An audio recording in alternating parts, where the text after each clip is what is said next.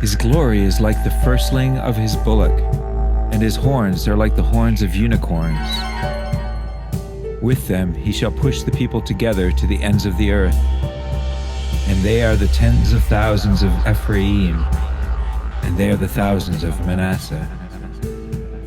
Deuteronomy 33:17.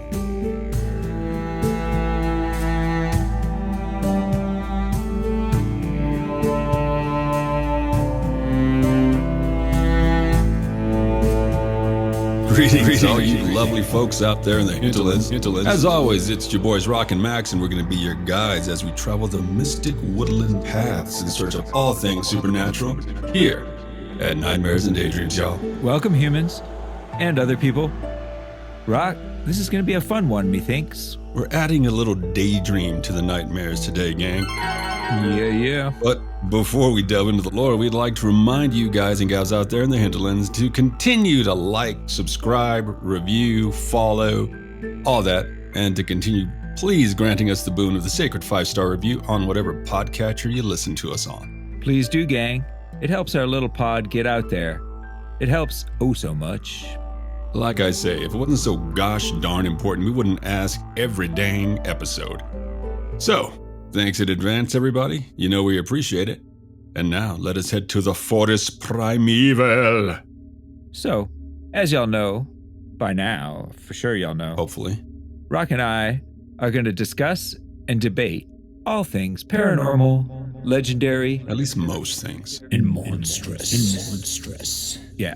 And of course, fun. Don't forget fun. Fun.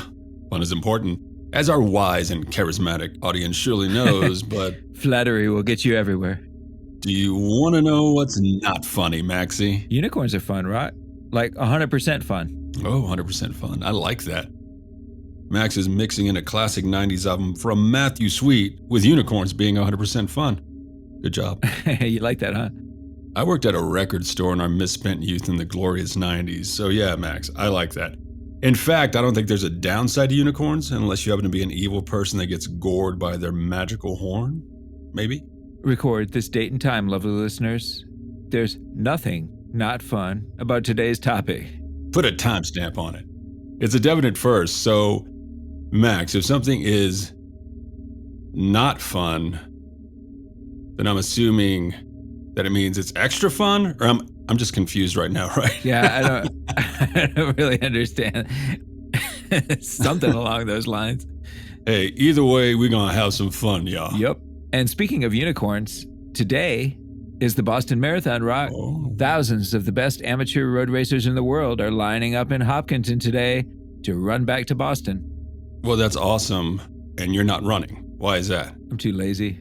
Good job. Not this year, but more importantly to our podcast, the symbol of the 126-year-old race is none other than... Let me guess. The unicorn. Got it in one. Boom. Okay, how about a story, Roq? You know that's what we're here for.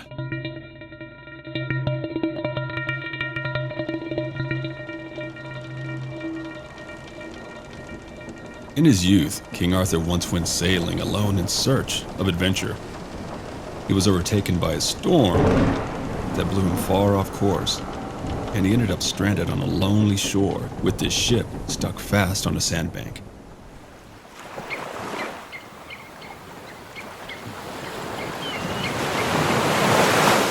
Gazing along the rugged coast, the only sign of habitation was a single square red tower at the edge of a forest.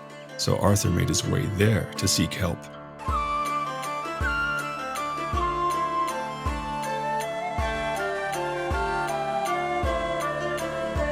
It was a strange tower with no doors or windows. At first, there was no reply to his calls. Then a man's head appeared over the battlements. "What do you want?" he called down gruffly. Arthur explained that he needed help to free his ship from the sands. The stranger seemed to soften a bit. "That's a reasonable enough request," he replied, "but nothing can be done till my son returns from hunting. If you're prepared to wait, we'll help set you on your way." Since he had little choice and was by now curious about the stranger in the tower anyway, Arthur settled down to wait. In due course, he asked the man how he came to be living in such a remote place. "Sir," came the reply from the battlements, "you cannot tell this from where you are, but I am a dwarf, and long ago I was in the service of the king of Northumbria. As you must know, a dwarf's life is a precarious one, and when things go wrong, we are more likely than others to catch the blame. So it happened with me, and my lord had me banished and set ashore with my wife in this desolate place. She, poor lady, died almost immediately in childbirth. After I had buried her, I wrapped the babe in her cloak and went looking for somewhere to shelter for the night from the elements and the wild beasts, for it was winter and I feared for the child's life. In the forest not far from here, I found a large hollow tree filled with dead leaves. Just right for a cradle, I thought, seeing how nothing better was to be had. But as I began to plump the leaves up into a pillow, I heard a rustling and found a nest of fawns. They had been so well covered that I didn't see them until they moved. Each fawn had a tiny horn in the middle of its brow. Wow, I was so taken aback that for a while I did not know what to do. Then suddenly their mother returned. She was a great white beast, as large as any mare and with a sharp horn like a lance on her brow. She had a spark in her eyes that told me she thought I had been about to steal or harm her children. I panicked and ran and was just about to congratulate myself on my escape when I realized that I had lost my own son. Then I heard his cry from far and away and knew I must have left him by the hollow tree. In fear and trembling, I crept back and my heart almost stopped when the babe suddenly went quiet. I loved the child dearly already, both for his own sake and because he was all I had to remind me of my dear wife. As I crept nearer, I found the unicorn lying in the hollow of the tree, with her fawns nursing at her breast, and my own babe there among them, beating as mightily as if he were their brother. That night, I hid nearby, almost freezing to death, unable to decide what to do. It was plain that the unicorn could feed the babe better than I, but how could I abandon him to the care of a wild beast? In the morning, the unicorn left to feed, and I took my son and washed him and wrapped him in swaddling as best I could. I meant to return him to the nest, but before I was done, the mother returned. This time, though, she greeted me in the sweetest and gentlest way. There was no spark of anger in her blue eyes, and when she lay down with her fawns, she motioned with her head for me to return the child to her. From that day until he was weaned, the unicorn remained my son's wet nurse. I built a hut near the hollow tree and we lived together as a family, no evil creature daring to threaten us. Such was the virtue of the unicorn's milk that my son grew into a giant, soon able to uproot trees with his bare hands. In time, he built this tower for me, so I would be safe when he was off hunting or at play. And the unicorn is still my son's constant companion, although her other children have long gone off into the world. As the dwarf concluded his tale, the ground began to tremble. "Here comes my boy now," said the dwarf. Arthur, who had not known how much of the tale to believe, was mightily impressed to see a true giant come striding out of the forest, with a dead bear slung lightly over one shoulder and a mighty club over the other. Beside him came, trotting daintily, a milky white unicorn. The mystery of the tower's lack of doors and windows was explained when the giant lifted Arthur up to the battlements. There he joined the dwarf for a feast, whilst the giant remained outside, his head almost on a level with theirs. The following day, he and the unicorn helped drag Arthur's boat off the sands, and he set sail again.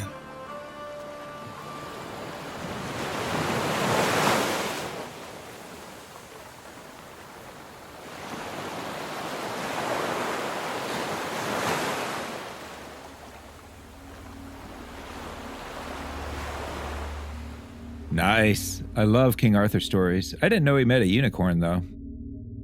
Yeah, I think this was before, he and Lady Guinevere got together. Why you say that? Well, plain, right? He was obviously a virgin. Ah, yes. So, according to medieval legend, people, as many of you probably already know, unicorns could only be caught or ensnared by someone entirely pure. AKA a virgin. Therefore, King Arthur must have been a virgin, unschooled in the mystic arts of the bedchamber. The mystic arts. I guess it was in the early days of his adventures. Had to be. But you know where the idea of unicorns and virgins comes from, Roq? Not offhand, my man, but since this is your episode, I figured you do. So, up until and even through the Middle Ages, unicorns, wild unicorns, were commonly described as ferocious and untamable. For example, it's said to be an opponent of the elephant, which it would spear in the abdomen with its horn. It is also quick, even impossible to catch.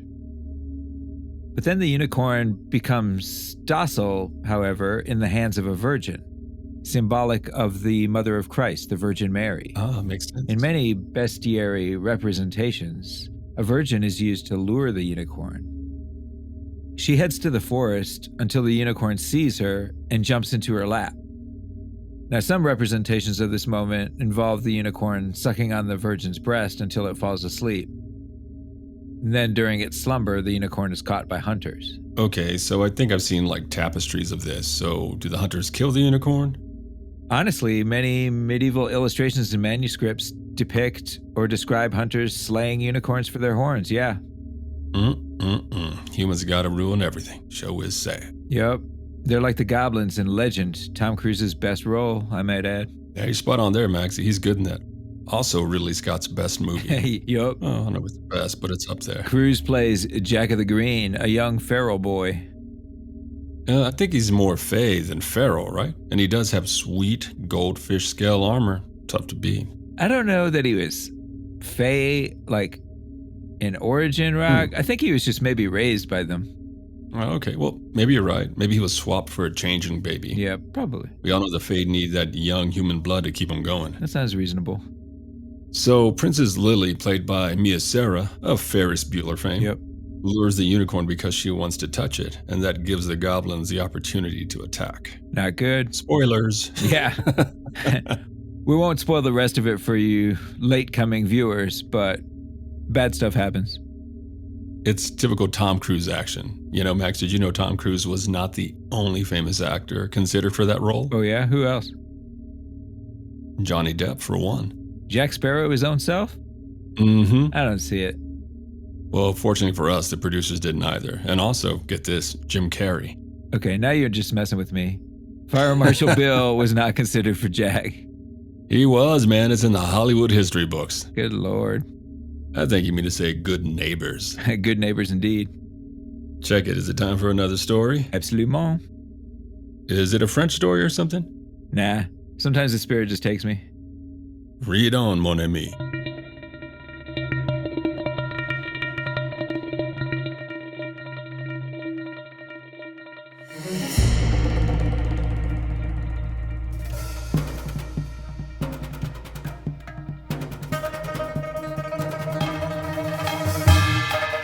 There are in India oxen with solid hooves and a single horn, and a wild beast called the axis, which has a skin like that of a fawn, but with numerous spots on it, and whiter. This animal is looked upon as sacred to Bacchus. The Orsayan Indians hunt down a kind of ape, which has a body which is white all over, as well as a very fierce animal called the Monoceros, which has the head of the stag, the feet of an elephant, the tail of a boar, while the rest of the body is like that of a horse. It makes a deep lowing noise, and a single black horn, which projects from the middle of its forehead 2 cubits in length. This animal, it is said, cannot be taken alive. Natural History by Pliny the Elder, 1st century AD.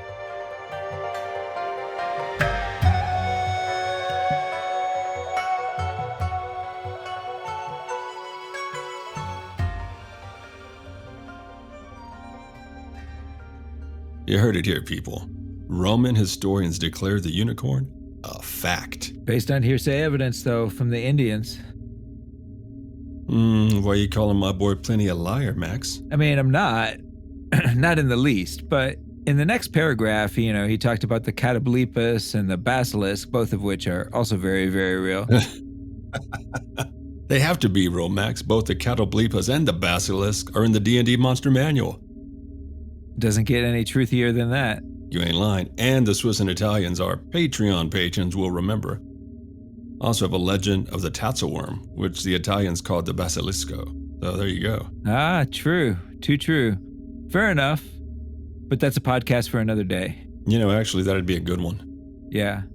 Speaking of real-world evidence, though, let's talk about some animals, both living and extinct, that Let's do it. have been conflated with the unicorn. All right, I'm assuming you mean the rhinoceros, right? Exactly. For one, many people claim that the great one-horned rhinoceros of India is the origin of the unicorn myth. Well, that does fit with the origin location of the Pliny story. Sound like a rhino to me. True, but, does the description fit? All right, let's start. Head of a stag. Not really, but maybe. Kind of a stretch, though. Just a fat, ugly stag. All right, body like that of a horse. Much bigger, but yeah, I could buy that. Feet of an elephant. Definitely. Yep. Tail of a boar. If I'm being honest, that's pretty good. Right? But that doesn't mean that's where the real unicorn myths come from, or at least the only origin. No, it seems like the Middle Eastern unicorns, like we hear about in the Bible, were more stag or goat-like.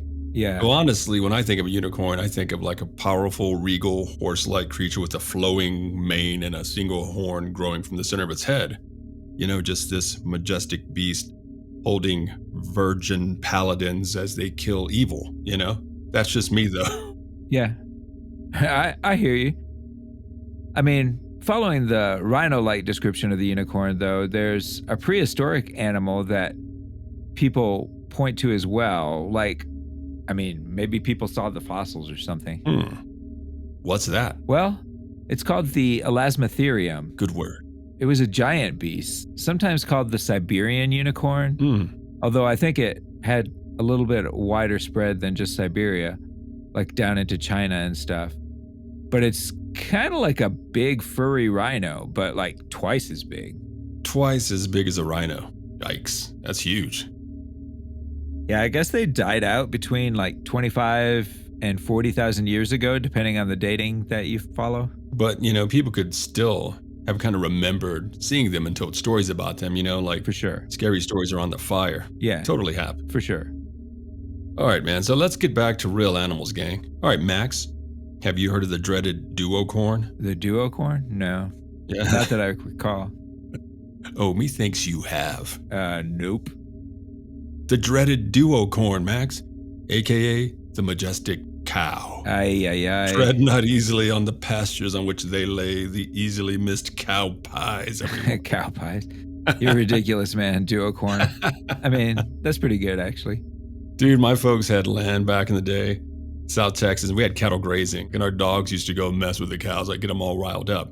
But only until the donkeys that we had with the cows got involved in the mix.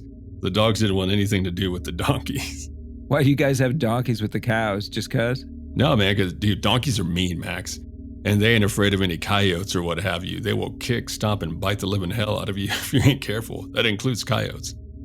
So they're like watch donkeys? They Pretty protect much. the cows? Mm-hmm. I think you're lying, Roq. Scout's honor, dude, I promise. Them donkeys got a vicious streak a mile wide. It's the truth.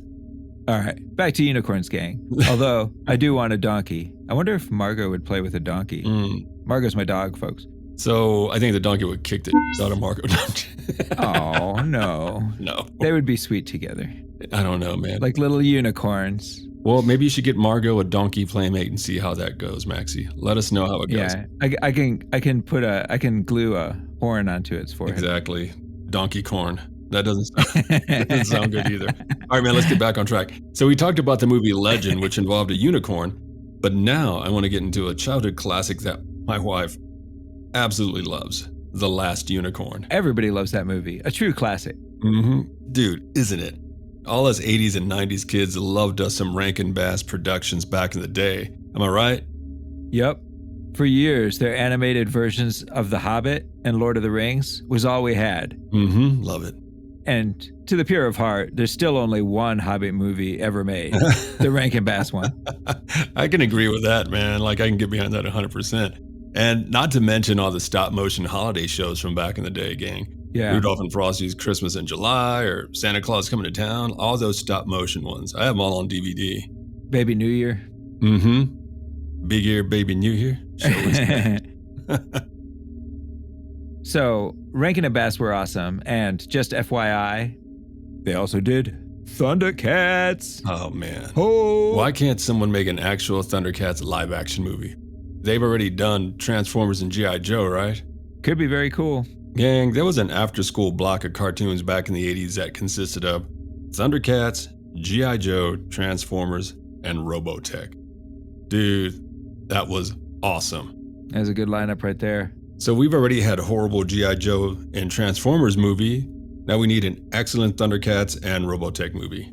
That would rule. Get on it, Michael Bay. I'm just playing. They're probably working on DuckTales instead. Oh, exactly. Tailspin. Gummy bears.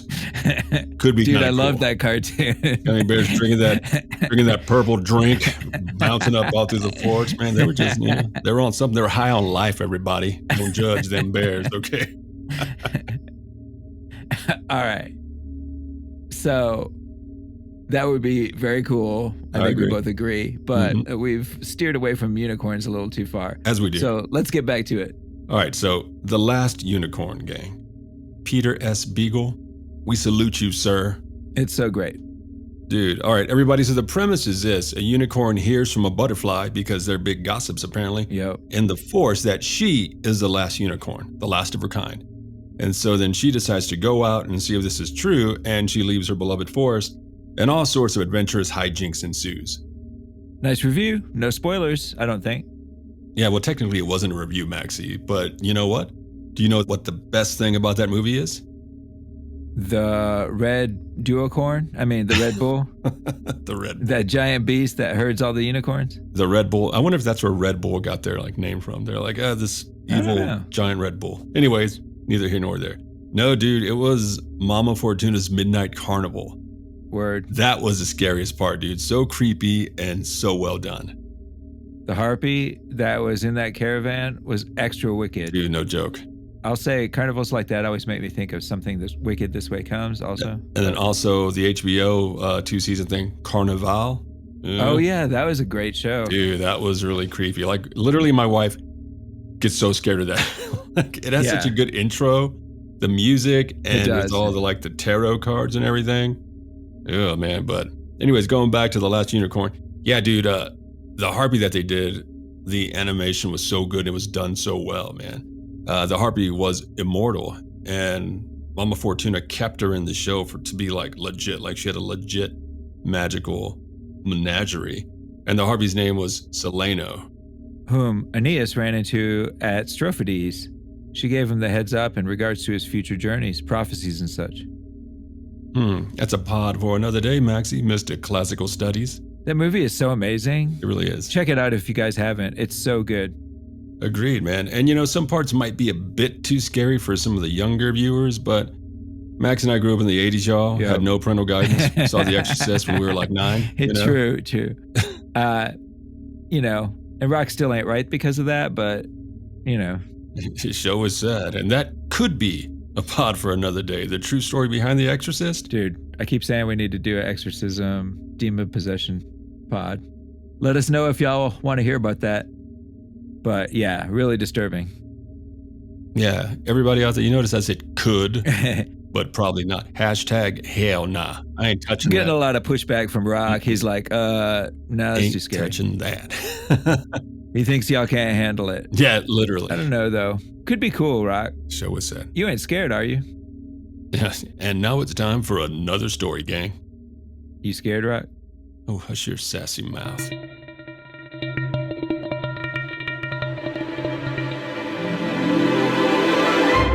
Is the unicorn fabulous?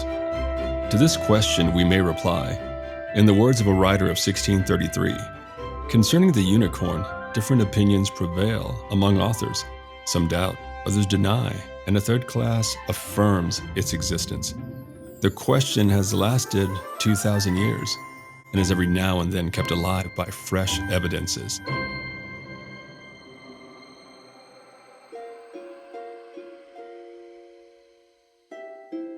Ctesias, a credulous Greek physician who appeared to have resided at the court of Persia in the time of the young Cyrus, about 400 years before the birth of Christ, describes the wild asses of India as equal to the horse in size, and even larger, with white bodies, red heads, bluish eyes, and a horn on the forehead a cubit in length. The part from the forehead entirely white, the middle black, and the extremity red and pointed. Drinking vessels were made of it, and those who used them were subject neither to convulsions, epilepsy, nor poison, provided that before taking the poison or after, they drank from these cups water, wine, or any other liquor. Ctesias describes these animals as very swift and very strong. Naturally, they were not ferocious, but when they found themselves and their young surrounded by horsemen, they did not abandon their offspring, but defended themselves by striking with their horns, kicking and biting, and so slew many men and horses. This animal was also shot with arrows and brought down with darts, for it was impossible to take it alive. Its flesh was too bitter for food, but it was hunted for its horn and ankle bone, which Ctesias declares he saw. Aristotle describes the Indian ass with a single horn. Herodotus mentions asses having horns, and Strabo refers to unicorn horses with the heads of deer. Oppian notices the Aeonian bulls with undivided hoofs and a single median horn between their temples. Pliny notices it as a very ferocious beast, similar in its body to a horse, with the head of a deer, the feet of an elephant, the tail of a boar, a deep bellowing voice, and a single black horn standing out in the middle of its forehead.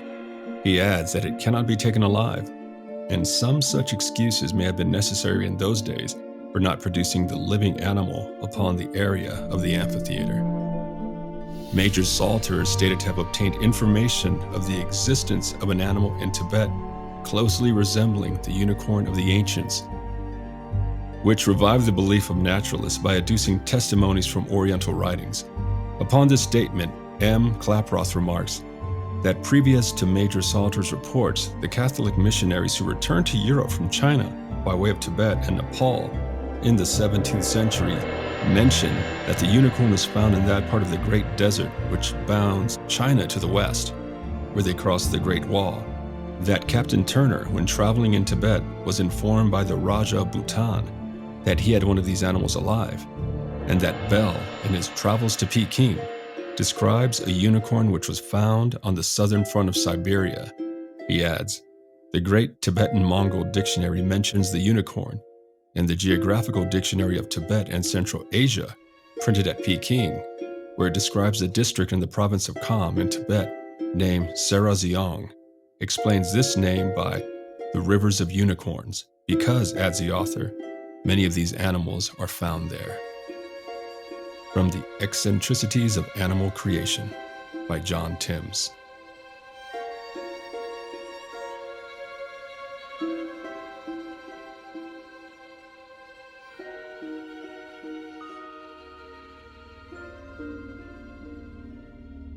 Now that just goes to show, again, how long the unicorn, or its legend, has been around. Literally thousands of years. Agreed, man. And while that's a bit of a dry read, and it does go on and on, but like you said, the legend of the unicorn has been around forever. And Max, I think the bottom line is that people out there in the hinterlands, let us know. I just feel like people want to believe in it, Yeah, I can see that. I mean, it's a symbol of purity, royalty, bravery. Mm-hmm. Like in the lore of the lion and the unicorn battle for supremacy of the forest. So goes the old rhyme. The lion and the unicorn were fighting for the crown. The lion beat the unicorn all around the town. I'm pretty sure Shakespeare wrote that one, baby. That's a thundering good rhyme. He didn't write that one, but he wrote this.